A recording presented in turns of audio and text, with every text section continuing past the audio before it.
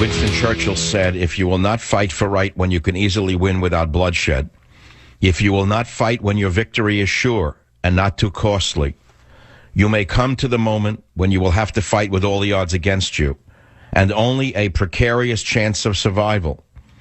There may even be a worse case. You may have to fight when there is no hope of victory, because it is better to perish than to live as a slave. A member or supporter of ISIS uploaded a document in Arabic just last January, which urged Muslims to get to Libya because of its proximity to southern Europe and for the important tactical value of its illegal immigration circuits to facilitate infiltration of European cities. And they wrote this in this hidden document. Quote, it has a long coast and looks upon the southern Crusader states, which can be reached with ease by even a rudimentary boat, close quote. In February, transcripts of telephone intercepts published in Italy said ISIS was threatening to send 500,000 migrants as a psychological weapon against Europe. The Italian Minister for the Interior, Angelino Alfano, said at the time, quote, if the militias of the caliphate advance faster than the decisions of the international community, how can we put out the fire in Libya and stem the migration flows? We're at risk of an exodus without precedent.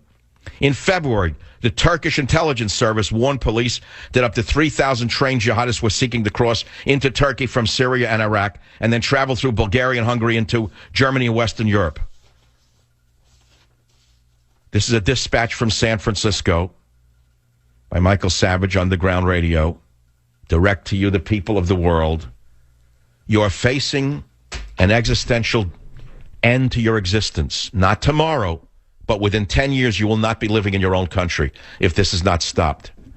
If these gangsters and burglars called prime ministers, presidents, chancellors are not stopped by being thrown out of office immediately, you will not have a nation in 10 years.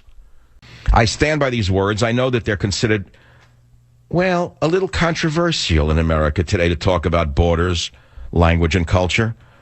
I guess it's controversial to stand up for your country. And I ask this.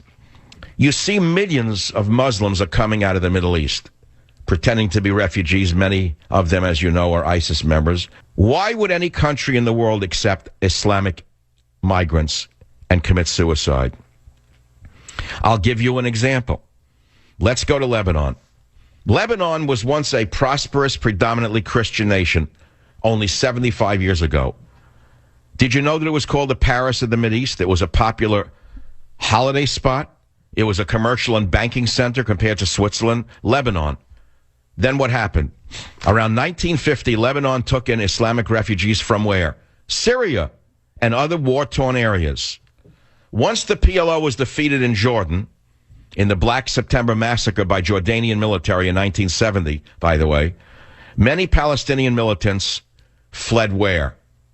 To Lebanon. And what did this produce? This led to increasing sectarian violence between Palestinians and the Maronites, the Lebanese Christians, and other Lebanese factions. And what is Lebanon today as a result of the Muslim invasion? It's hell on earth. A civil war among Christians, Sunnis, and Shiites that began in 1975 and raged in 1990 still goes on today. In 1 decade from now, 10 years from now, Germany, as you know it, will no longer be existent. In 10 years from now, the United Kingdom under those, I have a word that I can't use, it's a family show, those sellouts, those Quislings, those vermin who pretend to be leaders, those rats who run the West. There will be no UK, no Germany, and no Sweden. You will see something that you'll never believe if you live another 10 years. Here is my prediction. Wait until the Muslims gain a majority through their multiple breeding. Wait until the Muslims gain a majority and gain control of the military. Then you look back and say, who was that who was trying to warn us? I've been trying to warn you for 21 years what these vermin are doing to this country and what you can see they are doing in Europe. Take a look. Look at Lebanon. Imagine what this country's going to be. 1 decade from now, mark the calendar down right now. And by the way, even Gaddafi, the former strongman dictator of Libya, Gaddafi, the one that Hillary Clinton cackled about, we came, we saw, he died, and the sorority laughed. Do you know what Gaddafi said? He said, Europe runs the risk of turning black from illegal immigration. It could turn into Africa. Now, I know that that's racist. I get it. In your mind. Is it? Is it racist to say that Europe could turn into Africa? Is that a racist statement? Do you think Europe will benefit if it becomes Africa? He also said this. At the moment, there is a dangerous level of immigration from Africa into Europe, and we don't know what will happen. And he also said this. We don't know if Europe will remain an advanced and cohesive continent or if it will be destroyed by this barbarian invasion. So what is the grand strategy of the Muslims that they are flooding into Europe? Have you heard of a technique called Hijrah, H-I-J-R-A-H? It means moving to a new land in order to bring Islam there, and it is considered in Islam to be a holy and revered action. I'll read it to you in case you think I'm making it up, and I'll quote it. And whoever emigrates for the cause of Allah will find on the earth many locations and abundance. And whoever leaves his home as an emigrant to Allah and his messenger, and then death overtakes him, his reward has already become incumbent upon Allah for 100. What does this mean? It means if a Muslim dies in his emigration, in the process, it's the same as being a suicide bomber. His reward is automatic by spreading Islam. And that's why many of them take on this perilous journey. They're on the same mission as the jihadists. Whether or not they actually set off a vest doesn't matter. While this corruption occurs, the Islamists are on the march. They see it for what it is. There's a statement that you may have learned in high school, and it was taught like this. It said, nature abhors a vacuum. America is a vacuum right now. There's no soul. There's no spirit. What has replaced God is emptiness. It's the same in Europe. The churches are empty. The people have no soul. There's no center to them. Nature abhors a vacuum.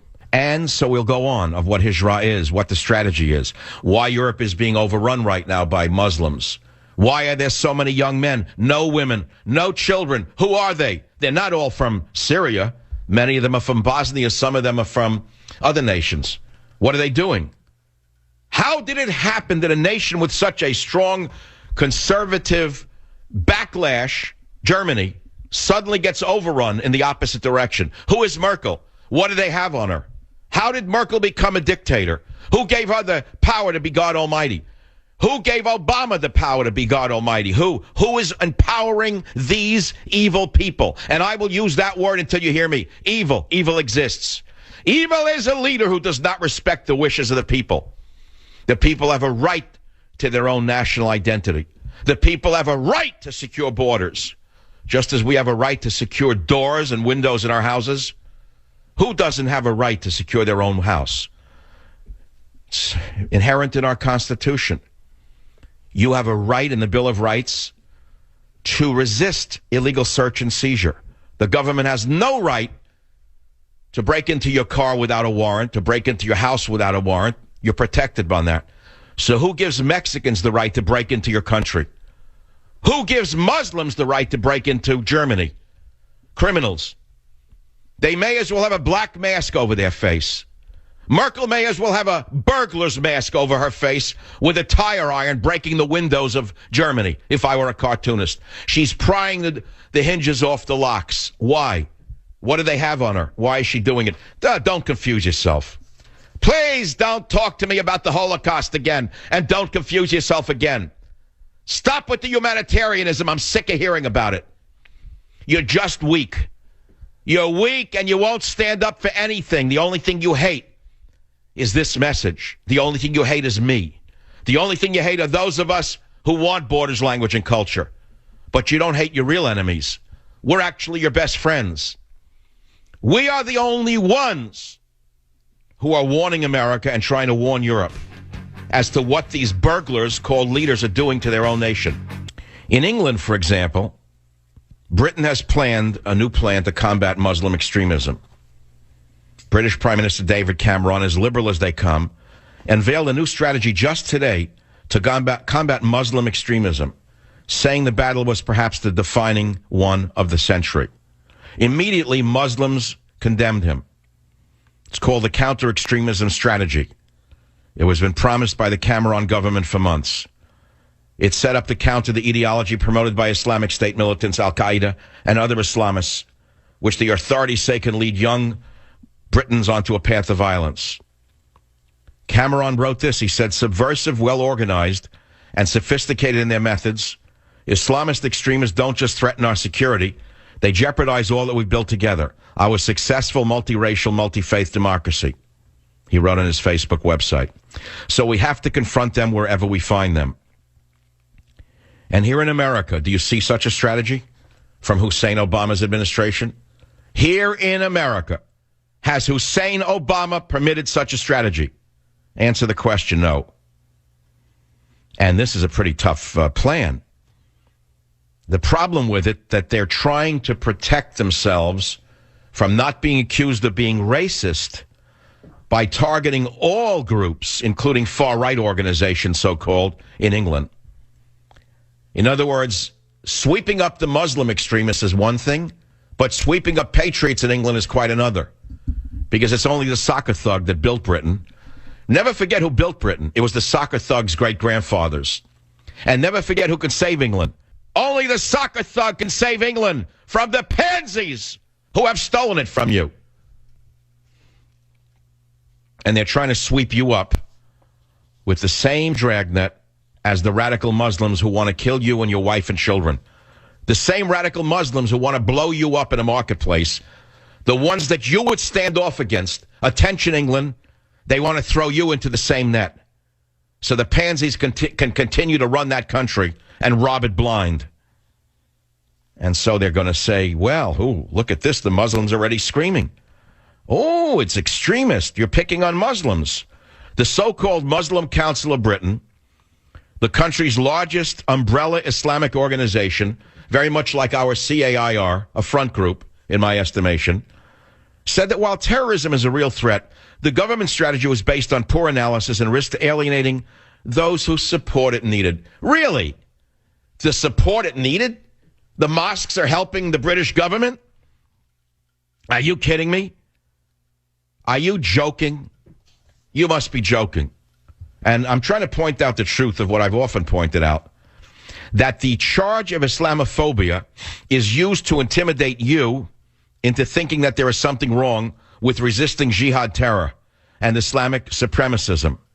When I see the massive influx into Europe, and I see Hussein in the White House, I see Merkel in Germany, I see Cameron in England, I realize that there's no one who could save the West other than the people themselves.